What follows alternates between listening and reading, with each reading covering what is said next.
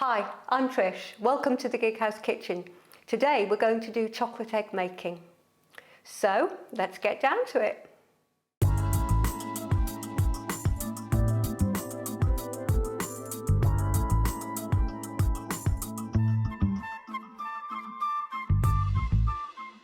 As Easter's coming up, we thought it would be fun to show you how to make some baby Easter eggs. And I have here some baby Easter egg moulds, which I bought from Amazon for literally £2 or £3. You can buy sets of 3 or 4. They're pretty good, very flexible, and they actually work very well. So, I can't actually show you how to make chocolate, but I can show you how to melt the chocolate or temper the chocolate and use it for moulding by putting them into the Easter eggs. So I have here about 100 grams of white chocolate, but you could use any chocolate, dark chocolate, dairy milk chocolate. I've already made some dark chocolate Easter eggs, so I thought it'd be great to show you the white equivalent. Okay, so here I have my white chocolate. So what I'm going to do now is show you how to actually temper chocolate. Lots of people temper chocolate in a very sort of scientific way, using thermometers and keeping the chocolate at such and such a temperature. I've got a very simple way of tempering chocolate, and that is called seeding, which is very common, and you don't need a thermometer, and it's actually very easy to do. Now, why we temper chocolate is when you buy chocolate, it's already tempered, and when you melt it, what you do then is make it unstable, and if you were to just use the chocolate in the moulds or dip something in the chocolate, you'd get a chocolate consistency that was quite not unpleasant, but not as good as it could be.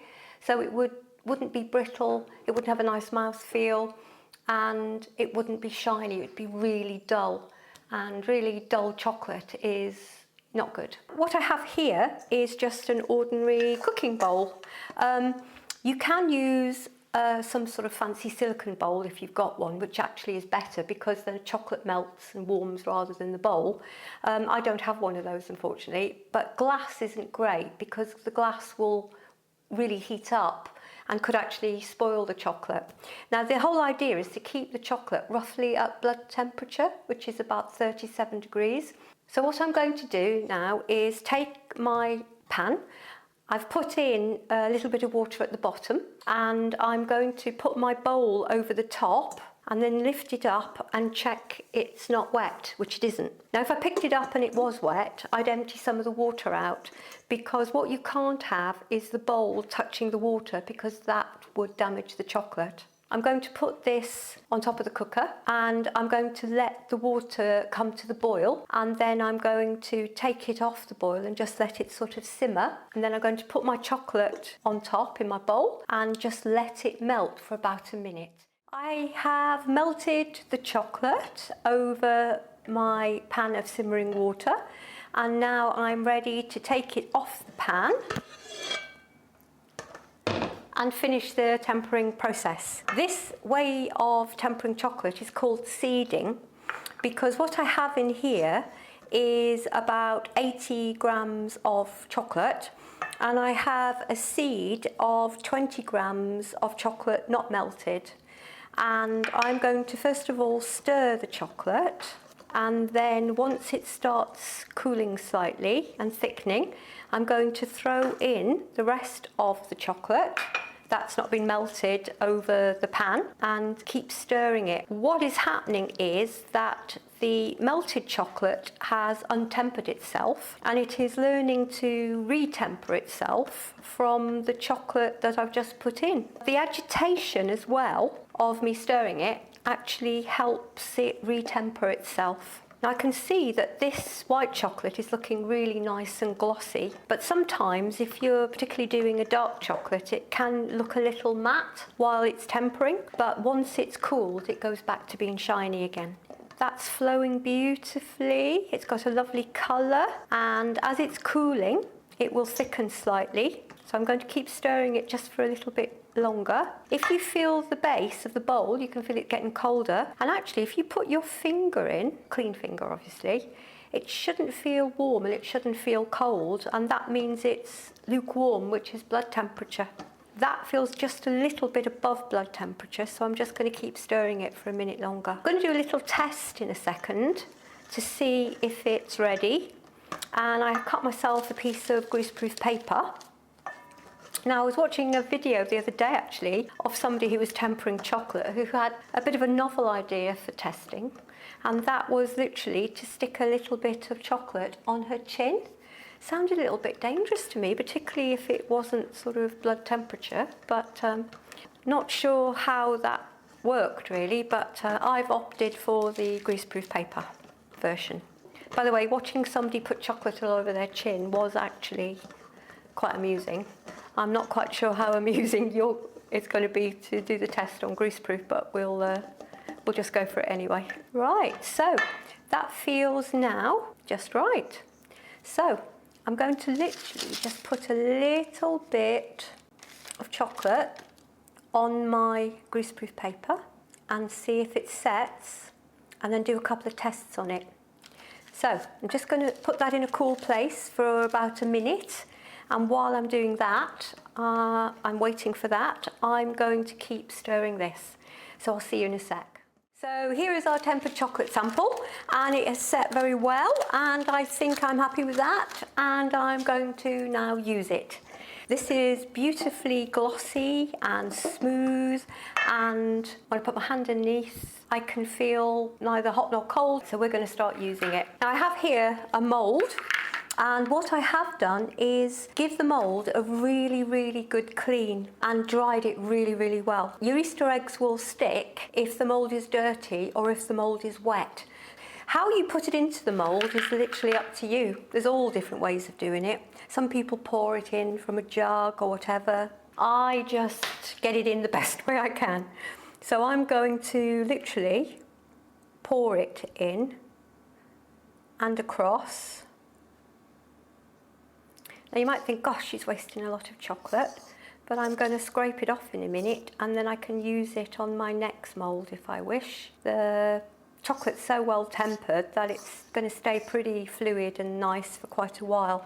Now I'm going to do solid chocolate Easter eggs, but if I was going to do sort of just the outer shells, then what I would do is fill the moulds and then pour the excess straight back into the bowl. But because I'm going to do solid ones, I'm going to use a palette knife in a minute. So there we go, all filled. So I'm going to just leave that a minute, and then I'm going to get my palette knife. Some people have like what amounts to like confectioner's wallpaper scraper, or I've even seen people actually get wallpaper scrapers from out of the garage and clean them. In fact, I've probably done that myself in my youth if I've been desperate. But I find that a palette knife works well too. I think if you're going to do a lot of chocolate work, then it might be worth investing in a proper scraper. So I'm going to take it over now to my bowl, and I'm going to wipe off the excess chocolate, just like that, because it's beautifully tempered, happening no problem at all. Now, once the chocolate's off there, I'm going to just check that they're all filled enough. The one next to that needs filling, in the middle. Okay, thank you very much. No, in the middle. In the middle, that one? No, the one next to the one you just did. That one? No. That one? No. That one? The one you just did, in the second row from the back, the middle one. Second row Back. from the back, The yeah. other end. The other end? This one? Next one. This one? That one? The bit in front of you is the front. Okay. This one? No. That one? No. That one? No, that one. Yes. That one? Wow, well, why didn't you say?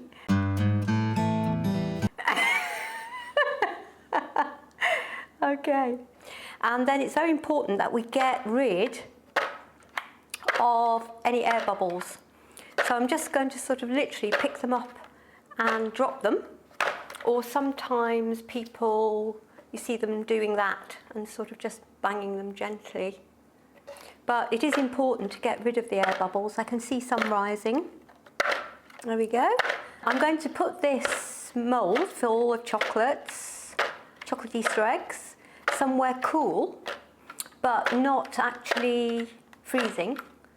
And it's not really a good idea to put chocolate in the fridge, because then it loses its shiny surface and it becomes very, very matte. It doesn't matter so much for white chocolate, but certainly for dark chocolate, it's probably not a good idea to put it in the fridge. Just put it in a cold place.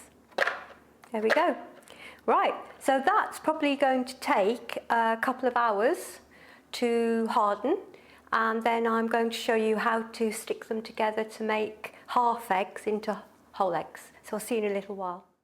I have here dark chocolate mini eggs that have hardened and set, and what I'm going to do now is literally just push them out of the mould. They're falling out on their own. So this is going to find out now whether we did temper the chocolate properly, and how easy it comes out is a good indicator. Now I've got them out of the mould, I'm going to show you how to stick them together. So you could melt some more chocolate and smear it round and stick them together, but then you always end up with a ridge. So the method I like is to get a pan, such as this crepe pan, which is actually very hot because I've had it on top of my agar for a little while. And then what I'm going to do is put the chocolate eggs halves on top, literally for a second, so they melt, and then sandwich them together, just like that. So there we have it, some lovely little white and dairy milk chocolate baby Easter eggs. Now you could mix these together and put them in a plastic bag and tie them with some pretty ribbon and give them as Easter gifts, or you could do what we're going to do in the next episode, and that's use them to decorate some little Easter cakes. Thank you for joining us. If you enjoyed this episode, please remember to subscribe, and remember to tune in next time when we'll be making some lovely little Easter cakes. See you next time at the Gig House Kitchen. Bye.